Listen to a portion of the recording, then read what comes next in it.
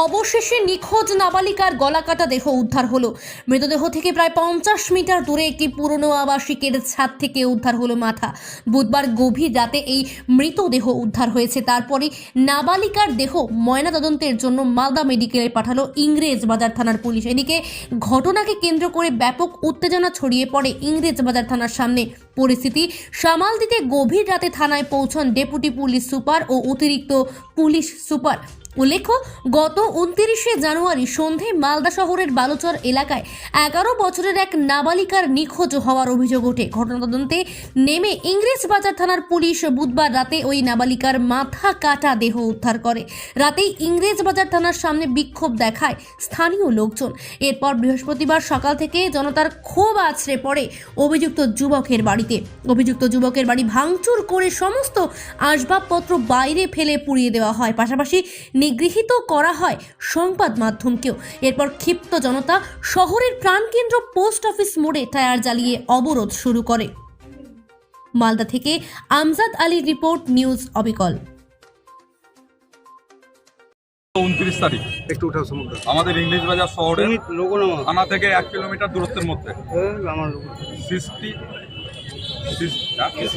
সৃষ্টি কেশরী 10 বছরের নাবালিকা মেয়ে কেবল এবার চিন্তামণি স্কুলে অ্যাডমিশন হয়েছে এই কয়েকদিন আগে।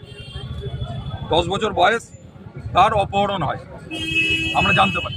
বাড়ির লোক থানায় এফআইআর করে, কিন্তু এই 56 ঘন্টা পুলিশের অদ্ভুত নিষ্ক্রিয়তা এবং পুলিশের কাছে যখনই বাড়ির লোক এসছে বলছে এখানে নেতাদের প্রোগ্রাম আছে, মুখ্যমন্ত্রীর প্রোগ্রাম আছে, এখানে বড় বড় নেতাদের প্রোগ্রাম আছে, আমরা কোনো এখন ব্যবস্থা নিতে পারবো না, আমরা এই প্রোগ্রাম শেষ হয়ে যাওয়ার পর ব্যবস্থা নিব। এবং অদ্ভুতভাবে আমরা দেখতে পেলাম যে 56 ঘন্টা পেরিয়ে গেল, তারপরে পুলিশ হঠাৎ করে কালকে রাত্রে মেয়েটার মৃতদেহ পেল মুন্ডু কাটা অবস্থায়, ধর্ষিত অবস্থায়। আমরা পুলিশের এই যে নিষ্ক্রিয়তা, অপদার্থতা এবং এই যে তৃণমূলের নেতা নেত্রীদের চামচাবাজি, এর প্রতিবাদে আমরা আজকে থানার সামনে উপস্থিত হয়েছি। এবং আমরা আজকে এই জিনিসটা এখান থেকে করে যাব যে আজকে আমাদের বাড়ির কোনো মেয়েও কিন্তু কেউ সিকিউর নাই, এমনকি পুলিশ যারা চাকরি করেন তাদের মেয়েও সিকিউর নাই ইংরেজবাজার শহরে। আর এই সিকিউরিটির ব্যবস্থা পুলিশকে করতে হবে, কারণ তারা আমাদের করের টাকায় লালিত পালিত হচ্ছে, পরিবার পালন করছে, তাদের চলছে।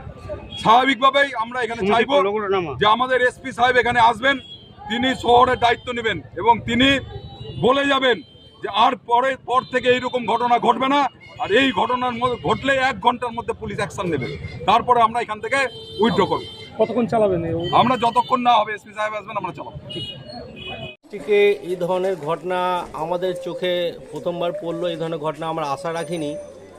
29 তারিখে একটা বাচ্চা মেয়ে, 9 বছরের বাচ্চা মেয়েকে কিডন্যাপ করে নিয়ে যাওয়া হয়েছিল। সন্ধ্যা 6টা থেকে ওনার বাড়ি থেকে নিয়ে যাওয়া হয়েছিল। তারপর থেকে বাচ্চা মিসিং। আমরা অনেক খোঁজখবর থানায় ডায়েরি দেওয়ার পরও এবং সিসিটিভি ক্যামেরার ফুটেজ দেখার পর আমরা জানতে পেরেছি তার বাড়ির আশেপাশে একজন ভদ্রলোকের ছেলে এই বাচ্চাটাকে কিডন্যাপ করে নিয়ে গেছে। আমরা প্রশাসনের কাছে অনুরোধ করেছিলাম যে এটা তীব্র গতিতে ইনকোয়ারি করে বাচ্চাটাকে বের করে না আসা হোক, কিন্তু ইনকোয়ারি করতে করতে এতটা দেরি হয়ে গেল যে বাচ্চাটাকে এখন আমরা হারিয়ে ফেলেছি। আমাদের কাছে প্রশাসনের কাছে বিশেষ অনুরোধ যাতে এই ধরনের ঘটনা আগামী দিনে না ঘটে এবং এর বিচার, আমরা সুবিচার চাই যাতে আমরা খুব আতঙ্কিত, প্রতিবেশী হয়ে আমরা এতটাই আতঙ্কিত যে আমরা নিজেদের ছেলে মেয়েদেরকে নিয়ে খুব ভয়ভীত হয়ে আছি যে এই ধরনের ঘটনা ঘটে গেল, আমরা এই ধরনের আশা রাখিনি। বুঝলাম এই যে একের পর এক ছাত্রী নিখোঁজ হচ্ছে, এর আগেও তো হয়েছে, আবার আজকে দেখলেন এটা। আমরা দেখতে পেলাম 26 তারিখের পর থেকে মালদা ডিস্ট্রিক্টে 5 থেকে 6 খানা বাচ্চা মেয়ে বা ছেলে নিরুদ্দেশ। এর ইনকোয়ারি কত দূর গেছে জানি না, কিন্তু আমাদের বালুচরের যে ঘটনাটা ঘটেছে সেটা আমরা গতকালকে প্রশাসনকে চাপ দেওয়ার পর হয়তো কিছুটা বেরিয়ে এসছে, সেটা বেরাতে অনেকটা দেরি হয়ে গেছে। আমরা দিদির কাছে অনুরোধ করব যাতে এটা সুবিচার আমরা পাই। কেন খুন করতে হলো একটা বাচ্চা? দেখুন, কেন খুন করেছে সেটা আমরা জানি না, এটা হয়তো ইনকোয়ারির পর বেরোবে, কিন্তু এটা আশা করিনি আমরা যে এই ধরনের একটা বাচ্চা মেয়েটাকে উঠিয়ে নিয়ে গিয়ে এভাবে নৃশংসভাবে হত্যা করা হবে। এই এলাকায় কি সমাজ বিরোধী কোনো কার্যকলাপ? না, কোনো সমাজ বিরোধী কোনো কার্যকলাপ ছিল না। আর যারা এটা করেছে তারা নিজেদের মধ্যে রিলেটিভের মধ্যেই পড়েছে যতদূর জানি আমি।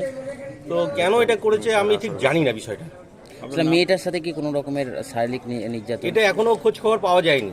এই যতক্ষণ না থানা থেকে প্রশাসন থেকে কোনো ডিক্লেয়ার করছে, এটা এখনো কিছু পাওয়া যায়। আপনার নাম? আমার নাম গৌতম সাহা।